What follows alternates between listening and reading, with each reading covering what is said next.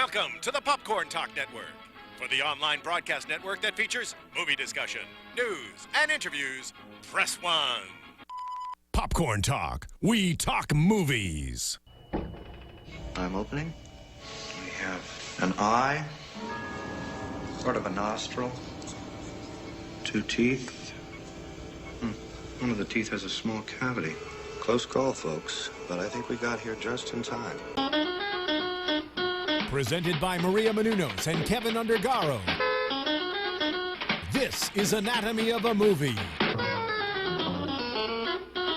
In-depth discussions and breakdowns of various movie titles. And now that you've seen the movie, let the dissection begin. Welcome, ladies and gentlemen, to Popcorn Talk's Anatomy of a Movie. This song sets the mood. Grab some weed, smoke it up, and get ready to listen to today's dissection of American Ultra. We'll be smoking no weed on this dissection. Well, we're not. Just edibles. That doesn't mean the audience can't. Okay, so yeah. That is the responsible voice of Sara Stretton. This is water. Okay, I didn't say anything. And I am your host, Phil Svitek, but we are bringing in 2 newcomers to not only Popcorn Talk, but also Anatomy of a Movie. Yeah. Welcome, ladies. Introduce yourselves. Let's start with you, Hannah. Yeah. I'm Hannah Prichard, you guys, and y'all can follow me or tweet at me at the Hotshot Dude.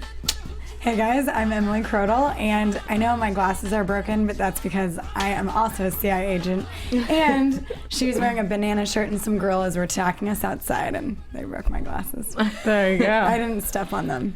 That's the story. We're sticking to it. Wasn't what happened? Just checking. Yeah, I did research. So I know this movie has a lot of mixed feelings from the public, and the reception hasn't been that great. But we've got kind of a diverse panel today, and so we're going to talk about it. Let's start with our 2 newcomers. Overall impressions of the movie. Okay, I loved it. Like, I kind of geeked out about this movie so hard. I was crazy about it.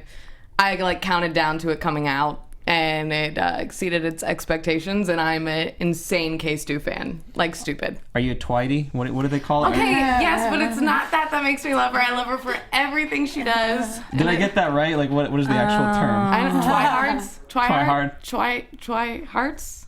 I have no idea. But No, I think it's hard, not hearts. Is it Twihards? I don't know. I have no idea. But I'm a K-Stu hard. Sad. All right. Whatever you call that, that's what I am. Yes, the movie. I liked it. I wouldn't say love, but some of my favorite parts were the parts between Mike and Phoebe. And I really love the tree car analogy, and all the times they're stoned and like, I love you. I just love you. Those are my favorite parts, for sure. Fair enough, Sarah. Yeah. I would say my reviews probably as mixed as the reviews are for this film. I typically love, like, when you go on Rotten Tomatoes and a movie has about 50%. Because that normally means that people love it and people hate it, which means typically that they've done something at least interesting. And I will give that to this movie. Like, I was intrigued. I thought I laughed out loud at certain points, but I can't give it a great. I can give it a good, but I didn't come out of the theater being like, everyone needs to see this. Yeah. I am not a huge Kristen Stewart fan. So that is probably part of my problem with this movie. Although I liked her better in this than I liked her in certain other films. Dialogue was, there's some really good dialogue, some really funny moments. I liked the action scenes. For me, the mismatch of genres and tone was a bit too choppy. I just thought that they were hopping around from style to style without a visual through line that really just was like kind of a disappointment for me. It wasn't that I came out and was like, oh, I'm so confused, but it was missing some visual clarity as well as some story clarity. And I really like Jesse Eisenberg in it.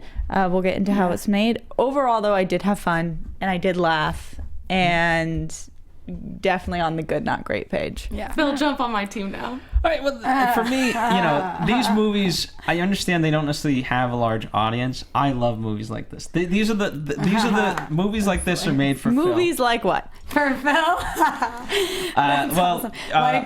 We'll compare. Define it. No. Project X, that's a Phil movie. Okay, for those of you that haven't seen Project X, define what movies like this means. Pulp Fiction.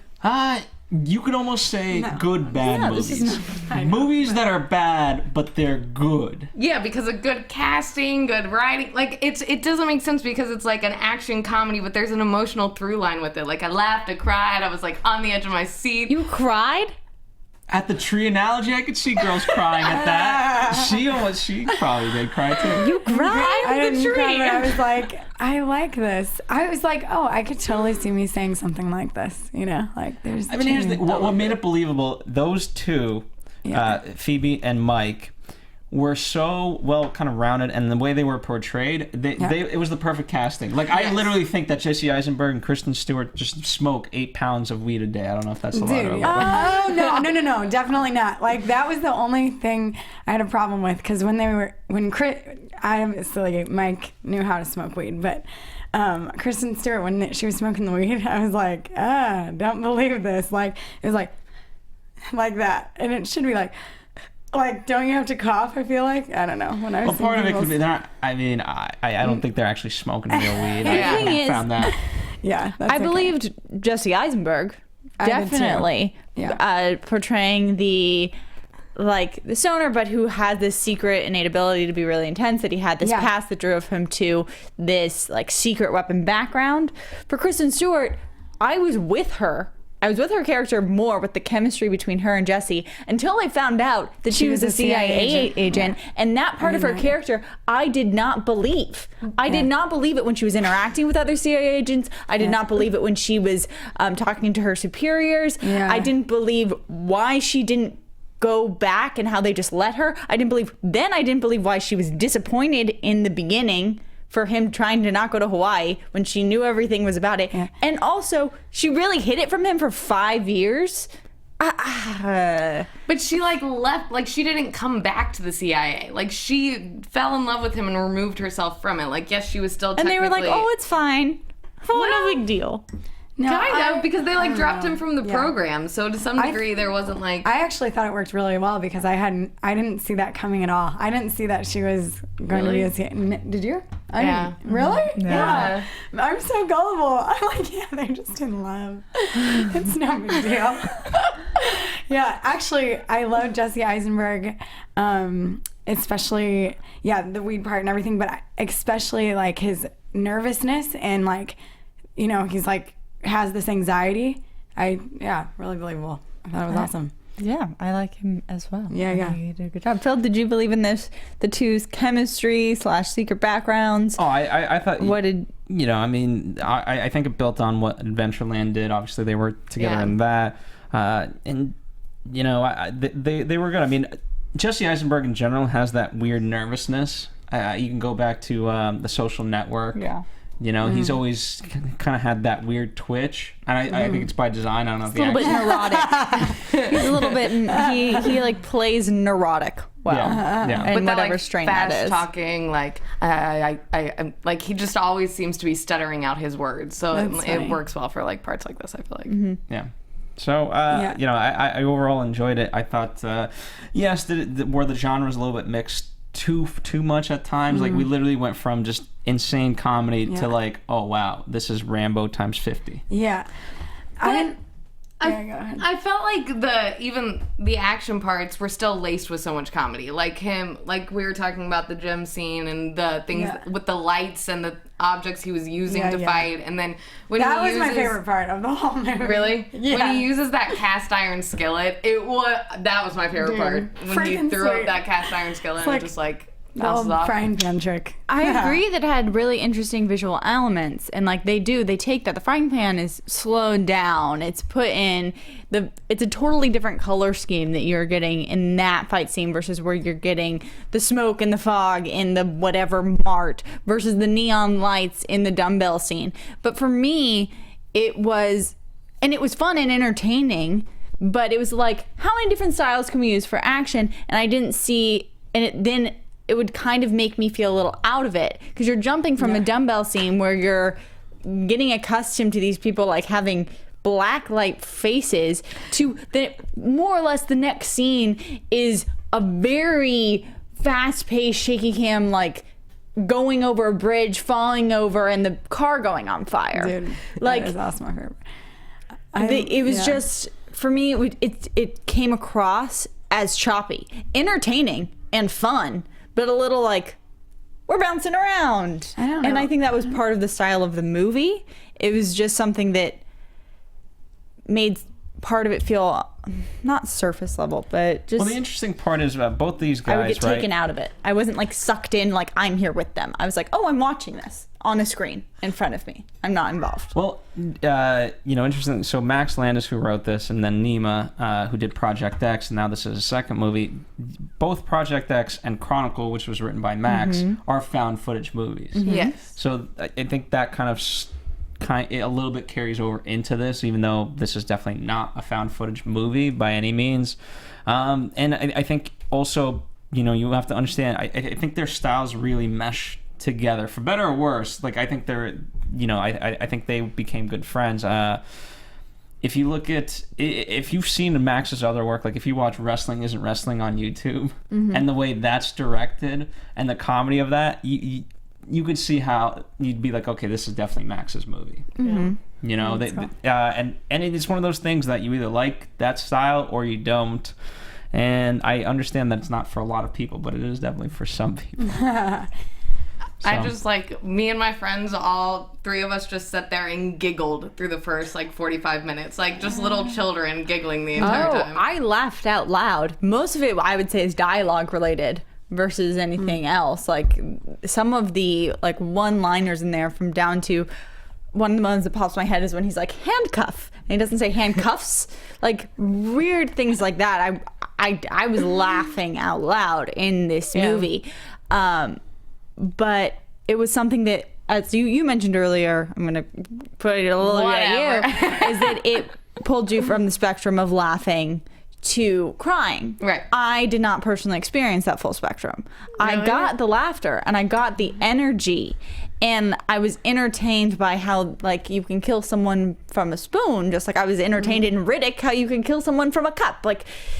Those aspects are interesting. Yeah. I'm not doubting them for that, but for me, it just if you're talking about the spectrum of emotion, I didn't get the full thing. I got part of it. I think, I think the only parts actually that I didn't like about it were the CIA in the beginning.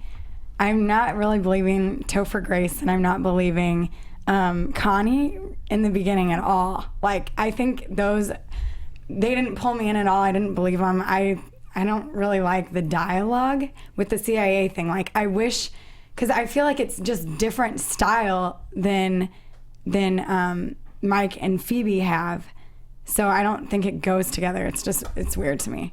It seemed realistic, and then it seemed like something like Get Smart, So so that's a good kind of division. Let's first start with the love story and see, because on paper, if you just took away those other elements, it makes sense as a love story. And I thought it was endearing that this guy just couldn't propose. Yeah. And then I thought when he actually did, that was the best time ever. Awesome. Yeah, that was awesome. His face is bloody. He's like, marry me. I'm like, Jesus, Yep, and then they just tase. Yeah, dude. So what didn't work for you? Because again, from on paper, if you just wrote it beat by beat in terms of a love story, it should make sense. It's funny because the little parts work for me. Even when he was pondering, proposing to her, and he burns the eggs, and she comes in, and that's what ruins the moment. Who would pick up the pan? Nobody. I feel like I would not do that if I. But I thought that was funny, and how she reacted to it, and how he picked up the moment. I was like, oh, that was interesting. I liked that little dynamic that they had, or they almost recreated a romantic moment when he put on the music, and then him spacing out created the wrong moment. But for me, it was the bigger picture of, I didn't fully believe the external circumstances of why she was still allowed to be there, or like it was never clear enough to me how some of the CIA operations had allowed him to live there with his handler, and then she had fallen in love with him. She just and how they didn't come after her, but how an organization that wasn't willing to come after an agent, but yet was willing to like blow up a whole town for the same thing she was with, seemed a little opposite spectrum for me. Well, he was like doing it against the CIA. The CIA didn't really know that he was coming after. Yeah, I think you're right. I think it's just more a matter of like Yates just literally lost it. Yeah. And abused his power. And I guess there's like a level with movies like this that bleed different genres that I feel like there's a leeway with how much things completely make sense. Like if it was a straight up action movie, I'd be like, whoa, this doesn't make sense. You didn't connect all the dots. This is the one thing you have going for you in this movie. You are an action movie. Get it right. But because this is not really a specific genre, it's kind of its own genre, like I'm totally fine with it. I'm totally fine with some things being like, because I'm not thinking the entire time, like, wait, you didn't connect me, because this. I felt choppy, it gave me room to think. Okay.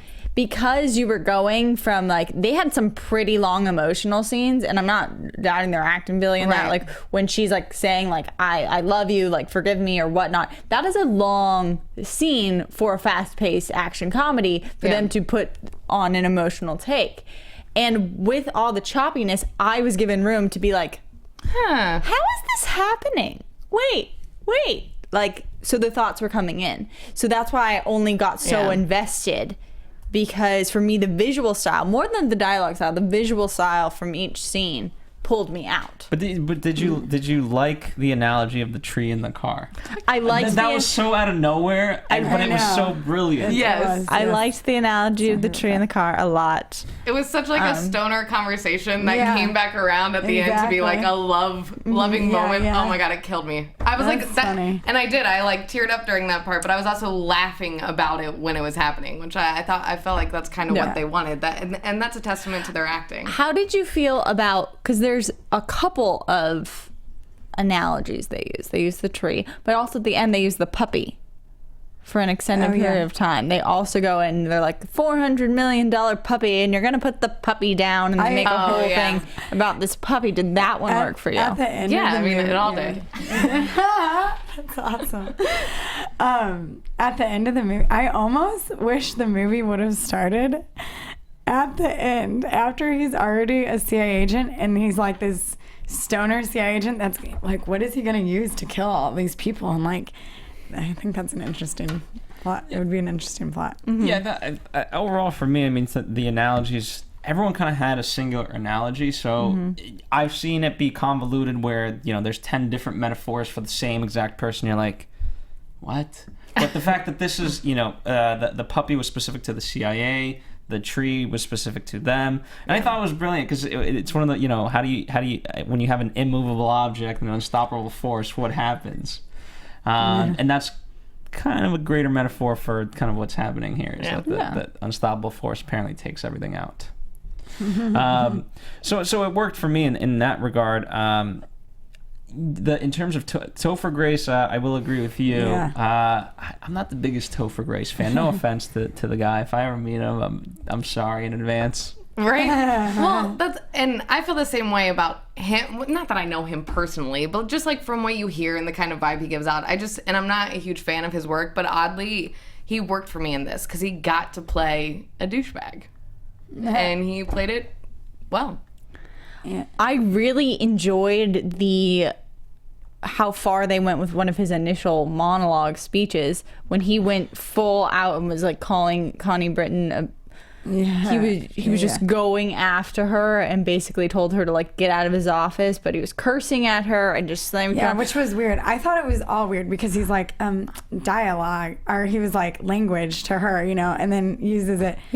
I just liked it. It was interesting to me to see a conversation go that far, because normally when you're looking at like the CIA or the FBI or whatever organization, it's much more underneath. Like it's like, oh really? And then that they're going to be in trouble. And this one was the opposite. This was like the boss that you wish you would absolutely would hate to have, but you know is out there, and who's above you and you can't do anything.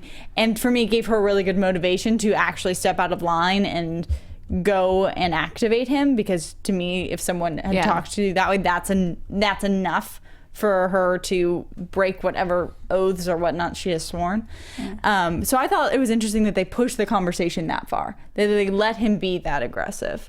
And whatever, I've watched enough like Topher Grace and that 70 shows. I was just like, be Topher. like, but I liked him and Connie Britton's chemistry actually. Also, I thought they played well off of each other, and I really love Connie Britton, and actually her part was the most frustrating for me because I wish they would have used her more dynamically. You know what I mean? I felt like she did do a good job of bleeding in comedy while still like playing somewhat of a serious kind of role, but like I would have liked to see her get into the action a little bit more. I think it was just interesting because in Mismatching, we talked about how they combine tones in this and how they combine storytelling. I feel like one of the ways they did that was some of their characters I felt like had different tones. Yeah. Like their characters like almost could be in different movies. Like if you just look at the supporting characters of, like take Connie's character, who overall I would say played it very naturalistic, like understated, whatnot. And then you have, on the other hand, characters like Rose who are extremely like, they're fun and loud and just very this colorful. Article on cinema blends.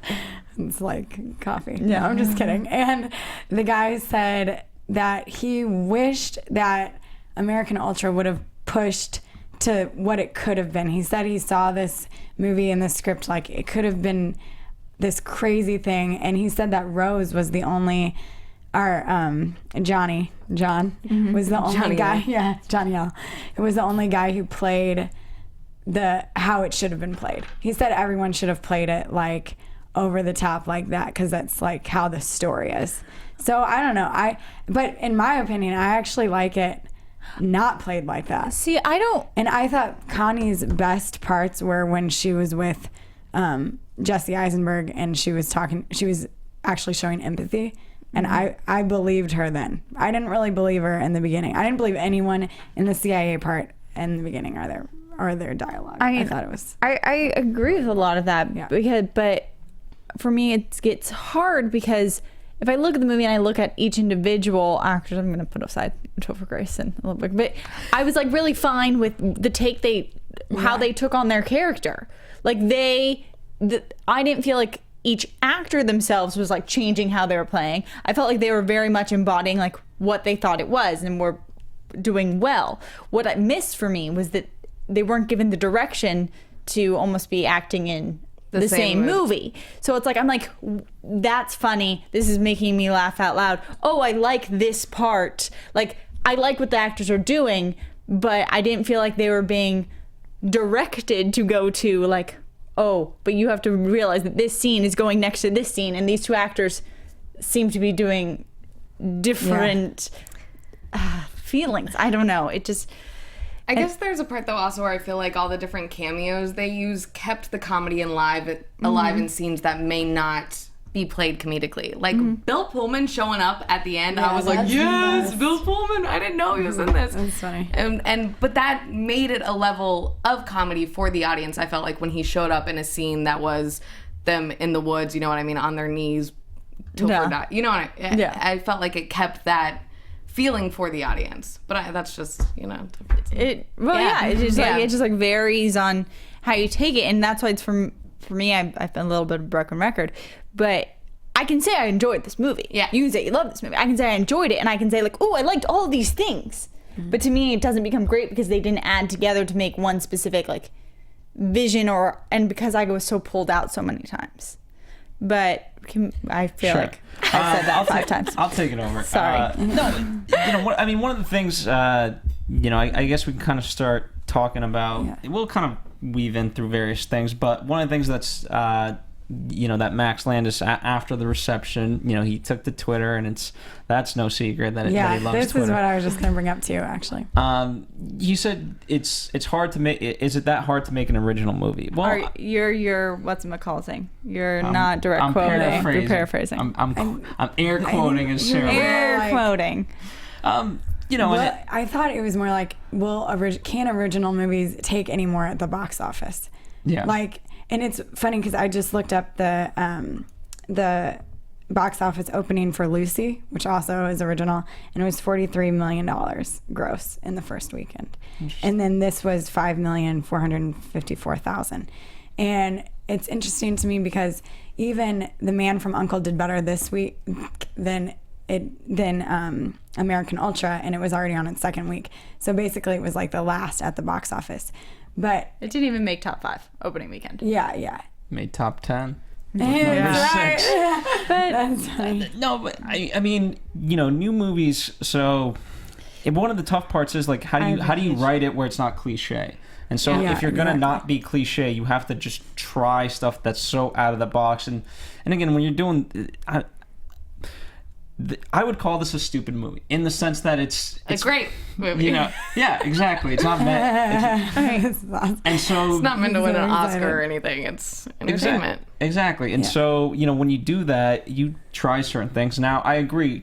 I think it actually could have gone a little bit further, and that's what stopped it. Yeah. And I think it's a fair criticism of it to say, hey, you know what? If this is the movie that you were going for, go the full way instead of trying to take it back a little bit. Yeah. I agree with that. You had Laugher when you have Walton doing what he's doing as Laugher. I thought he as Are we not talking about the Twitter anymore? We could talk about the Twitter. I'm just saying. Can I talk about the Twitter before you move on to Laugher, who had a horrible silhouetted shot to introduce the character? Oh, yes. That shot was awful.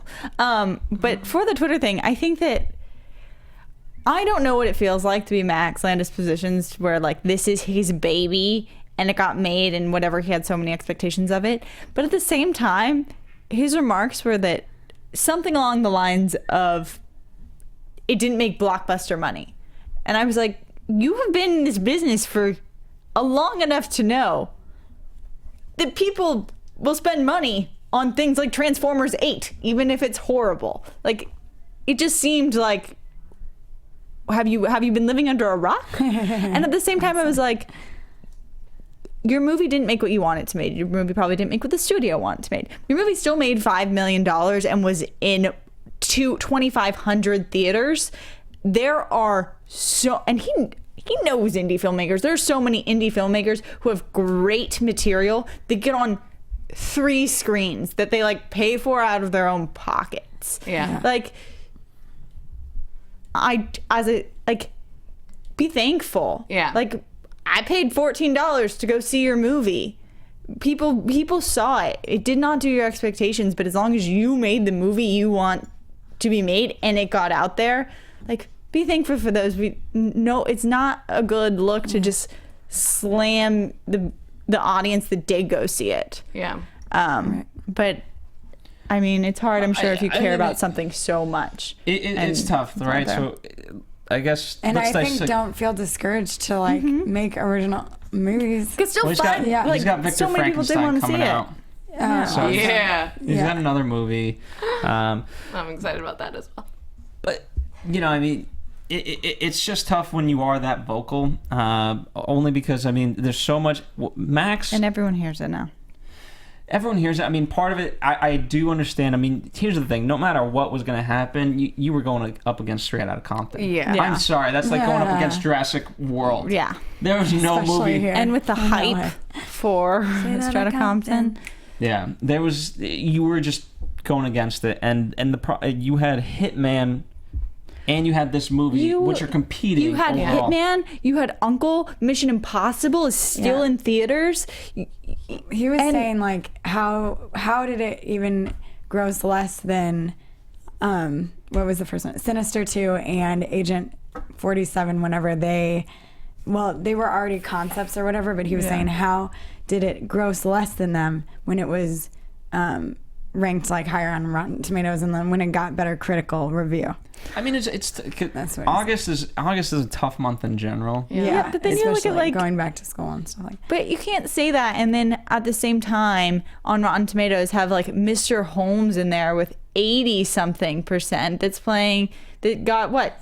3 million? Like less than that. Like it's not That's a fair hilarious. scale where people spend their money, and you still made top 10 at the box office, and you were Sinister at least was counter programming. Like, and you can't and that's the pattern of horror movies. Like these are general knowledge things, Right, like people would know it. Yeah. And then they were saying, oh, maybe like the marketing and the trailers. Like, what is this movie even about with the trailers, you know? Yeah, and people don't like the marketing. And I'm sorry, but people do have things against both Jesse Eisenberg and Kristen Stewart They crazy. and Topher Grace. Yeah, Like, right. yes, these are stars and recognizable names and do have fans, but they also have people who are like anti them. Yeah, it's true. I don't like those people, but I'm just kidding. No, I don't blame you if you do, but like, but I don't think anyone can say like there are people who don't strongly dislike Kristen Stewart. Oh, yeah. There are people who won't see her movies because they don't like her. There are also people who aren't huge fans of Jesse Eisenberg, as people especially after Comic-Con. Yeah, you wanted to Talk about it because I want to hear about this. Before I want to keep the Max a little bit more. I will say this, you know, I mean, if I could advise Max, I would say, like, you know, I get it, you want to be vocal about your movie, but I would say hold off, because he also had a huge thing with when Fantastic Four didn't do so well, and then he goes on Twitter and puts up, you know, the first 4 pages of Fantastic Four that he had written. Yeah. And so, and that movie didn't do so good, and that movie's so... The story of Fantastic Four is almost bigger than Fantastic Four itself. Yeah. Right? Right. And so I would just be very careful, and I get it, you want to defend your movie, but at the end of the day, if people go see your movie, or if they don't, that's the only way. You can blame marketing, you can blame that, and whatever else, but and part of, so let's talk about the Contra, right? You had mentioned, you're right about the Kristen Stewart thing. I think part of it, what I couldn't find too many people really talking about, but Jesse Eisenberg could have hurt the movie before it was out of the gate when he said, and again, I'm paraphrasing, you can find this quote, you know, just dig through the archives, where Jesse Eisenberg compared Comic-Con to like being, you know, at a Nazi imprisonment camp, or part of the Holocaust. And people at Comic-Con were not happy. No, because Comic-Con people are like, great. And I'm sorry, but I'm assuming, and I went to Comic-Con, that a lot of Comic-Con type people are interested in comedy, interested in action, interested in more of the younger demographic of action movies. And if they're not for one of your stars of the upcoming, like in that genre, not the best. Not. It's not adding up. It's not adding more people. Let's just say that. He did apologize for his remarks, and he said he was just, you know, cranky. But you gotta understand, like, when you're at Comic-Con and you know you're gonna be on so little sleep and all, you know, because not only was he doing stuff, I'm sure, for this movie, but also everyone knows Superman is Lex Luthor. Yeah. But you gotta just understand that, okay, that as much as it's gonna suck time-wise for you, you're there for the fans. And when you basically take a dig at the fans saying like, oh, you know, when people are coming up to me and they're grabbing at me, this is what like it must have felt like in the Holocaust, like not a good reflection of how you feel about your fans. Bold statement, man. And then you're coming out with a movie, whatever, 2 months later. Yeah. And he's like it. There are obviously people who went out and see it, but those are reasons why people won't. Yeah. And you do have to be careful, and it's just such common sense now that people will hear what you say. And if you write it on any type of social media, like, people will find it. Yeah. And unfortunately, it's moviegoers aren't just going for like the plot line or the movie or whatever. They do go because of the celebrities who are in it, because they follow their lives and what they are saying on Twitter. So being negative in any of those lights is just not going to help. And if you don't want to be that, then don't say anything. Like, you have the right to no comment. Especially coming at the end of summer, when the movie market is what it is, and when you're surrounded by a ton of other action movies, and people have been seeing blockbuster after blockbuster after blockbuster for the past couple months. if you were putting a negative energy around your film, it's not going to get people excited about going. Versus when you see how Straight Outta Compton came out, and people were just pumped. People were so excited about like the energy that they created around that film, and they're willing to go out and spend the money after months and months of movie watching. Yeah. By the way, we also didn't talk about at Comic-Con. Part of the marketing ploy was they gave out free medical marijuana. So you had to bring a car. They didn't just give you weed. Okay, I love that. That's hilarious. So I don't know if it did much good, but That's hilarious. Oh my gosh. Well, then I give them props. And in that sense, I do, as much as it does create a negative energy, like knowing that, I do give them props then for not being traditional in their marketing efforts. You know what I mean? And being like, you know what, this film's not traditional, we're not traditional, this is what it is, take it or leave it. But if you're going to have that attitude, then don't go on Twitter afterwards and bash the people who didn't go see it. I just think, you know, I think while the handing out weed is good and can help get you an audience, I just feel like what I do, you know, to Sarah's point, what Straight Outta Compton did, even with like the memes and things like that, it just created just a marketing energy that, you know, we haven't seen. It was like, even like to your point, yes, this is an original movie, so go even original. Like to hand out weed is just so on the nose. I guess that's true. It doesn't bother me as a marketing strategy. Like, they tried. Straight Out of Compton's memes, though, which, whatever, this is just me, but they actually annoyed me. It made me not want to go see the movie because I was like, gee, I mean, stop. Like, I'm over the straight out of whatever. Straight out of, I don't know. Like, but it comes down to two things: awareness and frequency. And so at that point, you couldn't escape it. No, I couldn't. And it also comes aside down from choosing not to go to the movie. Awareness and frequency and the tone of what that is going. Because right now, I would say also with Fantastic Four and with this, the attention that has been brought to it is coming out in the public, but is more negative. Yeah. Oof, no bueno. It's interesting too because he mentioned how it's like a biography pick and how those, you know, automatically have like, oh, this is a real story. So I don't know. Well, no, I mean, I would say first and foremost, Straight Outta Compton, by the way, is what a biopic should be. Compton's great. Okay, I didn't see it. I'm not going to. It's really good. I'll see it when I can get it on Netflix. All right. But here's the thing. I mean, it's a That's why I would recommend this movie. I would like say people watch it on Netflix.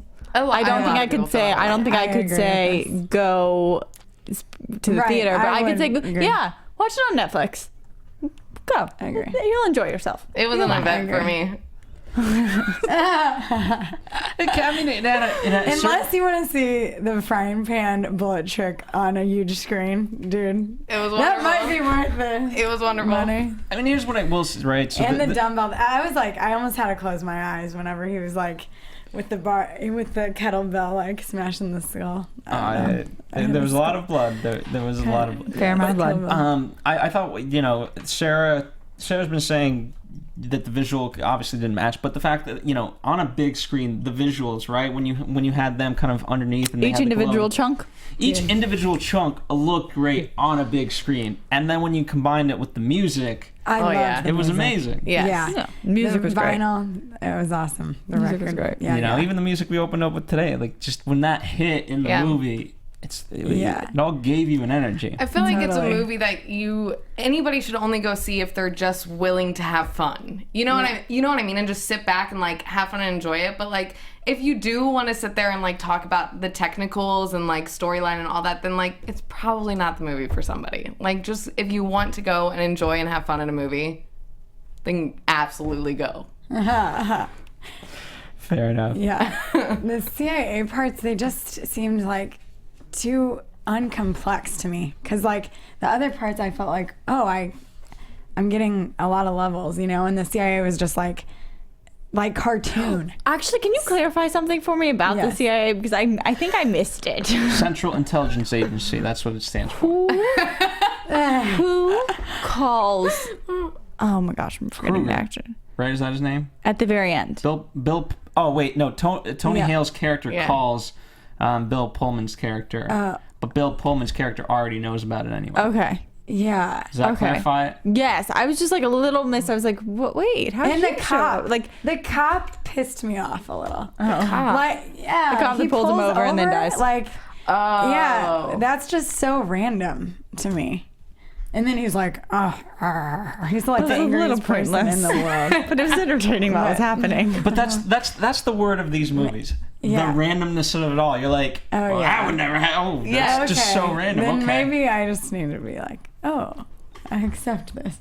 I mean, it literally asks you just to accept. I feel like I need to randomness come of it up with though like a quota of like how many things I'm willing to accept. Because like I'm sorry, I just can't go into a movie and absolutely accept everything. Like I can accept a few things because like sci-fi fantasy is my favorite genre. Of course I can accept a few things. But I can't be thinking, oh, I need to accept this or rationalize this on my own every time. I guess I just more was like, I don't understand where your anger is coming from, dude. You talking about Yates? No. Well, she's talking about the county cop. Yeah, the county cop. Remind me, what did he He do? pulled them over pulled them and was over. like, Oh, I pull you initially. over all the Initial. time. Yeah, and then he yeah. dies 5 scenes later. Okay. That one. Yeah, but It's okay if you forgot alright. him. He wasn't huge. But I he was was gonna there. say, Phil and I both loved him. We're like, my cop, we don't care. he took some of the weed. That's awesome. Yeah. But you wanted to talk about Project X. I think that's where you were heading. Yeah. Is that where you were heading? Am I misreading? Eventually, we're heading there, but we can head there now. I can see your notes. That's where you were heading next. My notes are just random thoughts. They're like the cop. No, but in terms of Project X, like I mentioned, Max's kind of first big movie was Chronicle. Which was good. Nima's first movie was Project X, and I think Which I haven't seen. it's Throwing it out there. the good news is it's random in the sense. I mean, it's a What big is part- it? It's a part. It's 3 kids get together to throw a birthday party, and one of the kids, just inevitably being the douchebag that he is, isn't really about throwing a birthday party for his friend. He's just about making the biggest party ever. And so you have like 3,000 kids just destroy this kid's house, Legit. Gotcha. and it's just amazing. Oh Okay. my gosh. Same visual style as this one, or same tone? I would say they expanded upon it, right? So that movie takes place.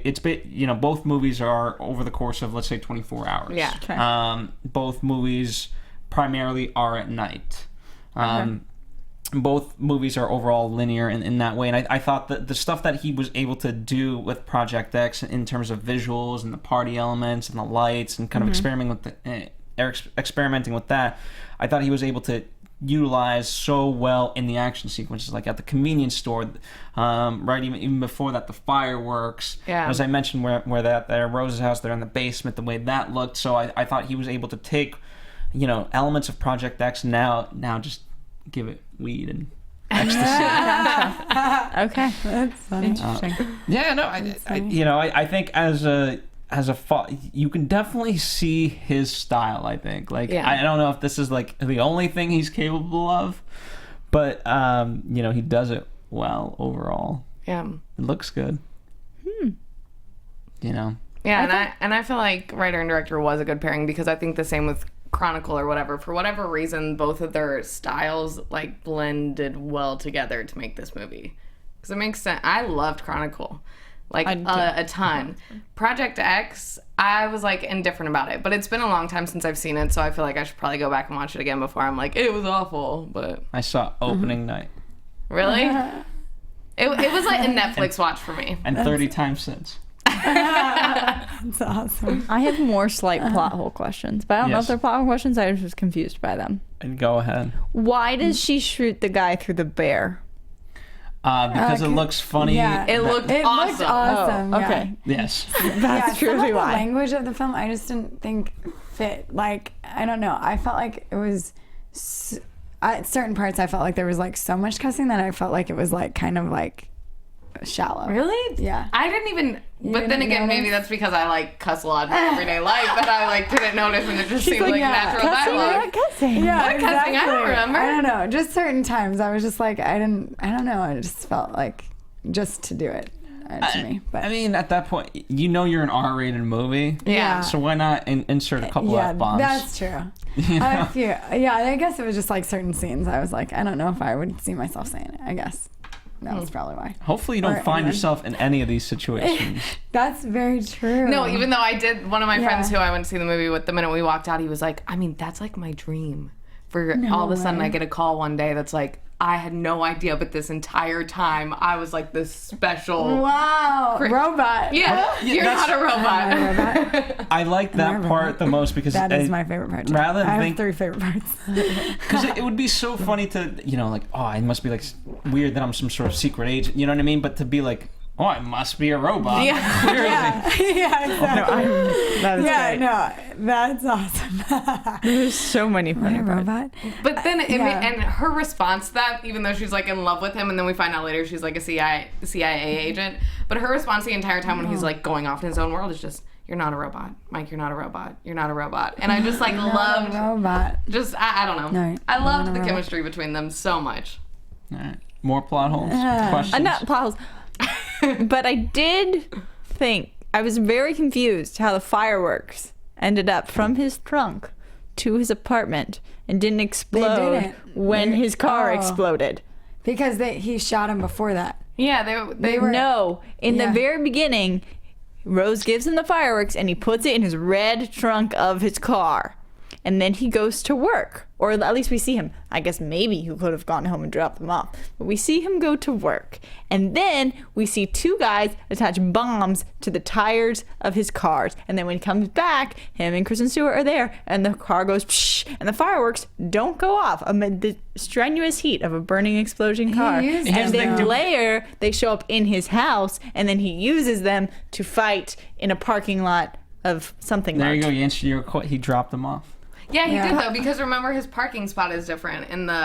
He's parked up by the door, right? We can't remember a cop, but we can remember parking spots. It's like in the back. It's in the back. I did not see him drop off any fireworks. Well, did we have to see him drop it off? Yes, because I wanted the fireworks to explode when they exploded his car. Maybe they filmed it. They just didn't have time in the movie to show that scene. Listen, he went home. He took his shit. He dropped multiple things off and then went to the store. Just saying, I was like, oh, the fireworks are going to explode. And then they didn't. And I was like, but there's fireworks in the car. By the way, I love the breakfast. I love how he ate. I'm going to eat cereal like that from now on. Wait, what? I'm just going to get my mini cereal and then get like a spoon and then put it in my mouth and drink the milk. Oh, that, yeah. I like don't even remember. I don't either. Did that happen? And switched it around? That's awesome. He that when he came in the store, he had his cereal. He ate the cereal, drank the milk, swished it, crunch. Keeps it crispy. Dude, I like mine soggy. Like, I'll just soak it for like hours. I really like the part when he was like, I know all this information about tanks and guns. All of a sudden, I like that part. Yeah, it's like, I know nothing. I knew nothing about. I didn't learn about tanks. The way that he just like took on being slightly, you know what I mean, like human to getting all this weird information that you're not used to having. Where in most action movies, if they like get triggered or something like that, it's like, no, this is who I am. This is who I've been, and all of a sudden they're this beast. Instead of being like, I don't know what's happening, but I just killed somebody with a spoon. Yeah. Or I obviously the trailer makes it seem a little bit different, but when we finally kind of get the reveal of what the faux pas line is, basically like, dude, you don't tell somebody that there's a handgun right there. Yeah. Yes, I can see that as a faux pas now. Yes. Yeah. I love that. Or wait. Or answer to wait when they're about to kill you. But that actually worked for the better because then he got to catch the grenade. Yes. Whereas otherwise, if she threw it, then they would have just exploded. Yeah. That's nice. Those story elements I thought were great. There you go. Yay! Those parts. Who we should thank is Andrew Eisenberg, because without Andrew Eisenberg, Jesse would not have been able to play a stoner. So apparently... they both don't know this. That's funny. Both your heads just went, huh? So to prepare for the role, Jesse met up with his cousin Andrew Eisenberg to learn how to walk, talk, and basically do all the things that a stoner does. Did anybody else not love the way that he walked the entire time, even when he was like in beast mode? He like walked like a gorilla the entire time. Like it cracked me up. Yeah. Sorry. Keep going. I like the metaphor of the gorilla, by the way. I was going to say, what was his name? I couldn't remember his name. Apollo Ape. Apollo Ape. Yes. And he walked like that. He carried it. Apollo Ape was an interesting element. He was Apollo Ape. Okay. Yeah, totally. I love Yeah. that. B-A-N-A-N-A-S. I don't know if the metaphor quite played itself out in the sense of the dog being the man's best friend and turning on the ape. It didn't. It didn't. I I don't was think it's hoping that it about would. Yeah, I Because don't I think was it waiting for it. I was like, you're the ape. Is she the best Yeah, Right. they- dog? Like, who's who in this? It was, Yeah, it was right. just, it was one of those Yeah. things that was there, but not fully there. But they did give Yeah. the note at the very end, where the ape is now his, like, one of, I feel like, his trademark or something. When he hands Yeah. the ape note, I was like, oh, okay, that Yeah. can be the payoff. Yeah. And Kristen Stewart does not look like she's dressed right. How did you guys, speaking of this, how did you guys feel about the credits in general? Style. Oh my god, I loved them. It just seems so... It Yeah, was the most no. randomest thing. I was like, I okay. liked You it. know what, It though? made sense to me, especially I like since the they just credits, too. ended it. Just because they just ended it with him being like, okay, you know, this is who I am, kind of like I am. Right. Maybe I am Apollo Ape, and then it's like, dude, he's a CIA agent, gorilla, and we're gonna see another movie probably that's like. Yeah, I don't know if I'm going to see it. I hope so. But I actually really Really like them. All I awesome, kept Jones. thinking watching the credits is like, man, they still put a lot of time and effort into those credits. Like somebody spent all that time creating like a full cartoon to run through the entire credits that I was actually like intrigued by. Like I sat there and watched the entire credits like I know. Everyone this in the fun theater. news No story. one. Whenever I went to the theater, nobody left. no one left. I think I was with like a lot of people who were stoned and like gangsters, and they're like, "This is awesome."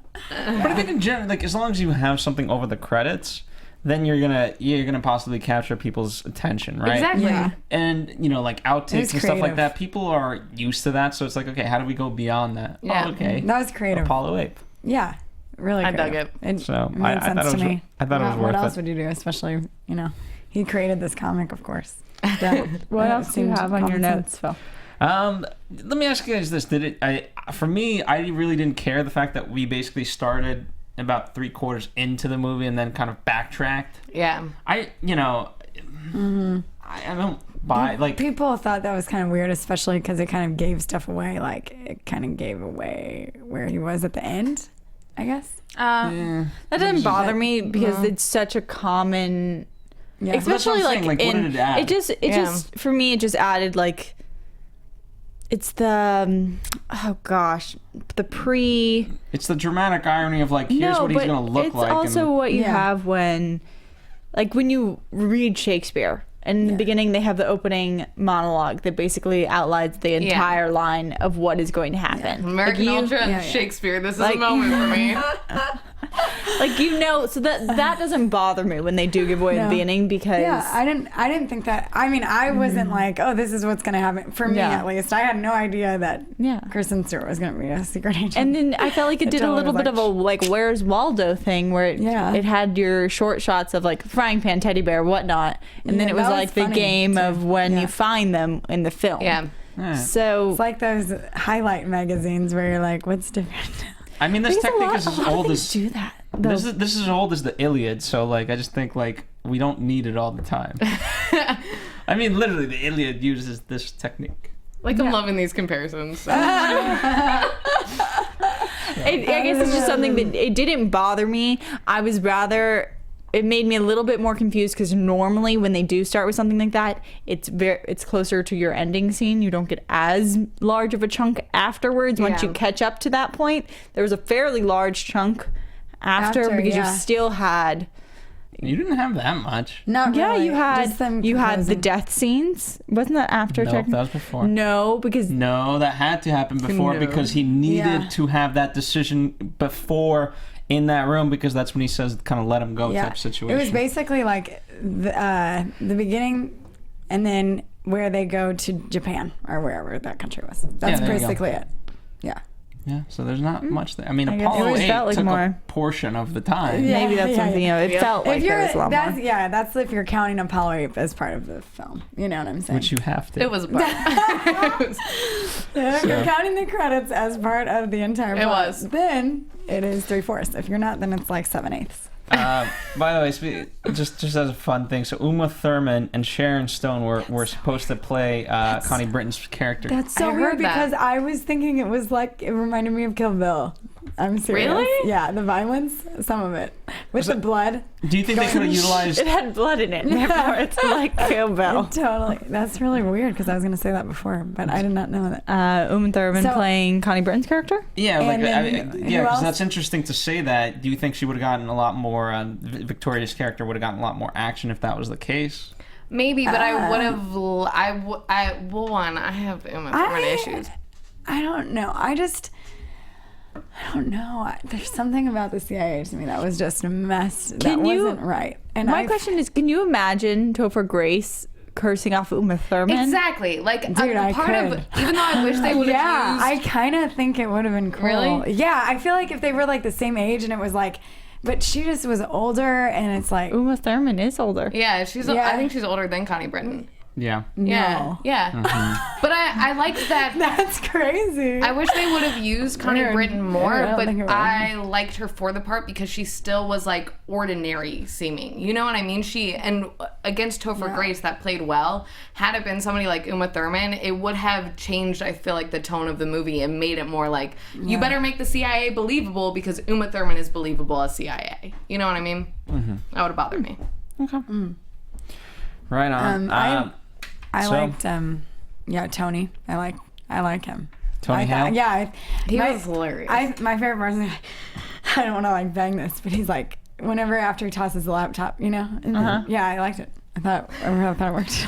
Yeah, I mean the little quick little montage of angry, sad, angry, Yeah. sad. Yeah. It was, yeah. I think I mean, there were so it was many fun ideas in this film. Some of them just didn't fully come to fruition for me. The one I'm hinting at is particularly the insane asylum. The tough guy Recruits? program. Yeah. Why did you put him all in this truck? That was kind of funny. Oh, I liked that I part. like that too. I thought that was like, funny.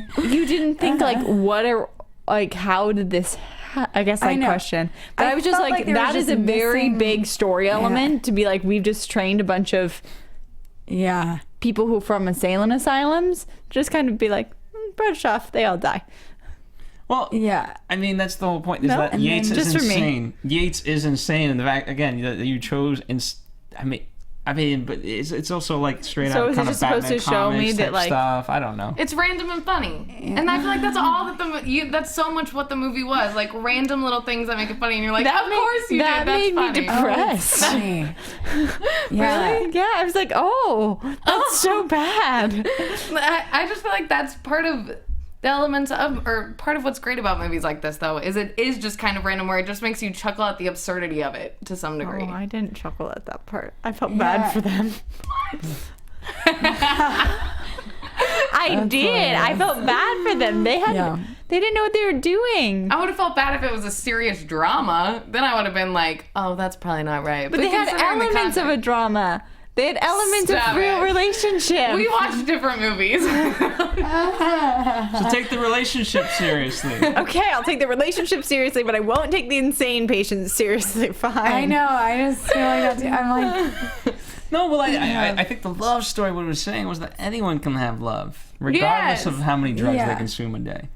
That's so. Yes, obviously. maybe they can have more love. I loved it. I don't think I said anything hilarious. against that. I don't know. You're judgmental. I am judgmental against people using insane asylum patients as military recruits. Well, that's the whole point, is that he's a douchebag. Yeah.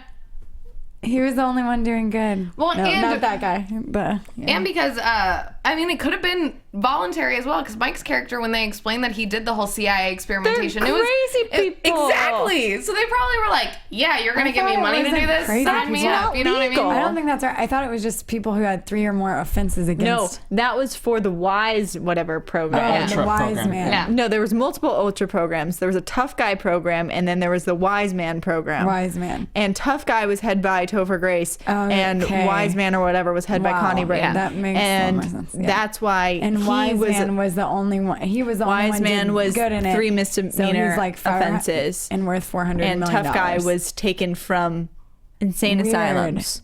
So Topher Grace was basically just trying to like compete against her with his cool little thing he created. I guess that makes more sense to me than it did before. That gives me his reason of why he was like so insistent on killing. I might have just Mike. made that up, though. I don't know. Oh. No, I don't that's think you did. definitely- Yeah. Yeah. Okay, that's well in the then that movie. makes a lot more sense why he wouldn't want to kill him so bad, because I was kind of like confused. Like, Yeah. who cares? But Yeah, but They were competing. Yeah. he just wanted to showcase his power. Yeah. yeah. I mean, Which was technically the little he reason. did have power over her, but she was But he undermining his didn't power have and doing power it better. over. Oh yeah, I don't know. All right. So the CIA was a bad MacGuffin. There you go. That's what That's okay though. next time we'll just kill Just people develop more. Yeah. and unleash it on the Why populace. are you staring at me? I don't know. You hated the movie. I did not hate the You didn't movie. love the fully. I thought it was funny when I did not hate the movie. I thought it was very funny when they saw themselves on the TV with the monkey disease. You had sex with monkeys. Yeah. I completely forgot about that. Yeah. I thought that was good.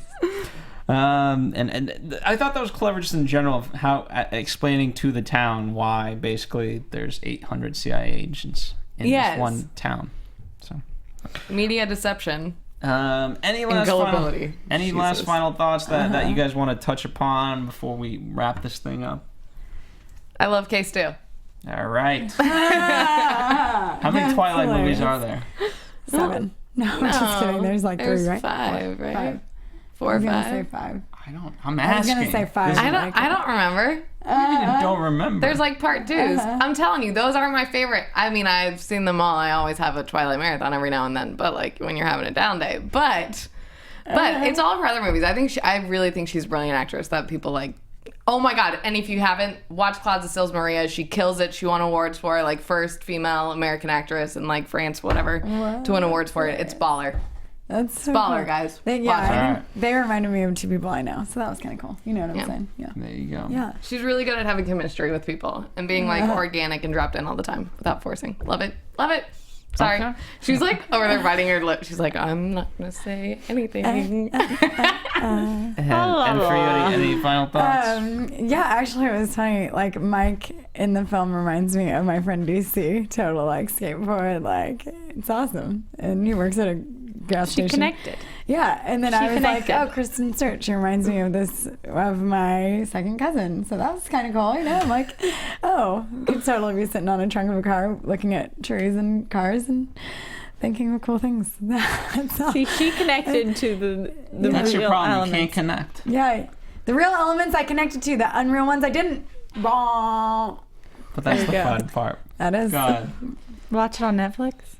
Netflix, right. it's fine. Netflix movie. I do say that. I say watch on Netflix. I laughed out loud. There's funny parts, but overall, I'm not going to be like, this is one of my top 10 favorite comedies, my top 10 favorite action movies, or my top 10 love movies. It doesn't. Yeah. It doesn't hit any Not of those any of parts. those, yeah. I think that the strongest part is some of the dialogue. Some of those moments are just And perfect. the frying pan with the bullet. And the frying pan with the bullet. Like, there's so much creativity in this film. Like, it's very, very creative and fun. But to me, it was one of those things that I felt I didn't get fully sucked into. And I can't say I love a movie unless I'm fully absorbed. And I wasn't totally feeling for the characters. Like, I would have been like, if someone died, I'd been like, ah. I wouldn't have been like brokenhearted. Topher Grace died.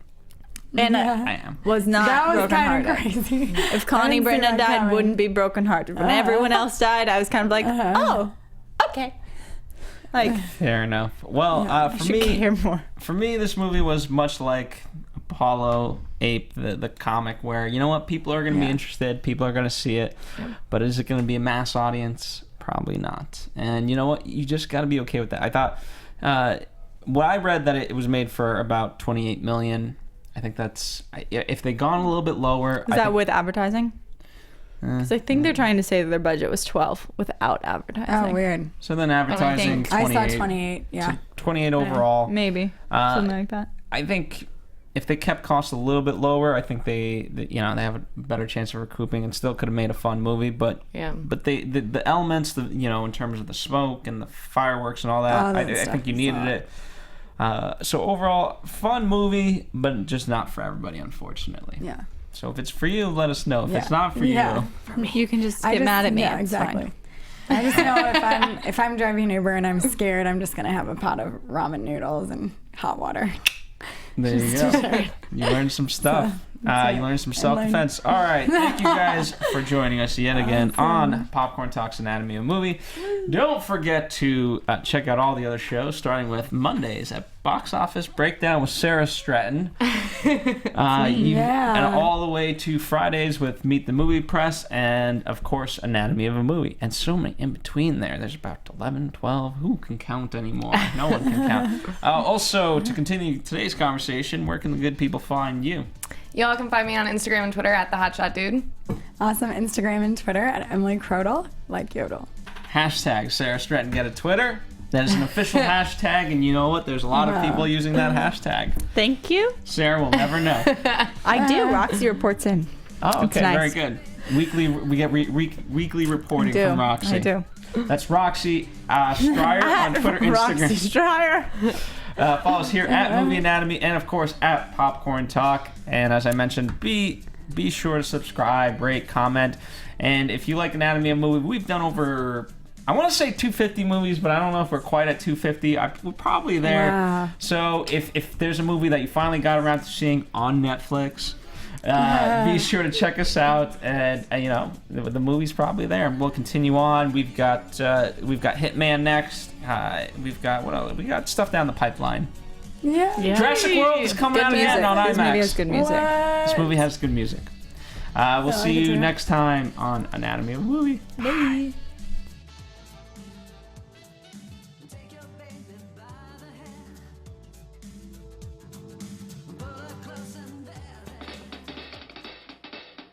From producers Maria Menounos, Kevin Undergaro, Phil Svitek, and the rest of the Anatomy of a Movie staff, we would like to thank you for listening and subscribing to the show. If you have any questions or comments, feel free to email or tweet us. I'm Sir Richard Wentworth, and this has been Anatomy of a Movie. The views expressed herein are those of the hosts only and do not necessarily reflect the views of the Popcorn Talk Network or its owners or principals.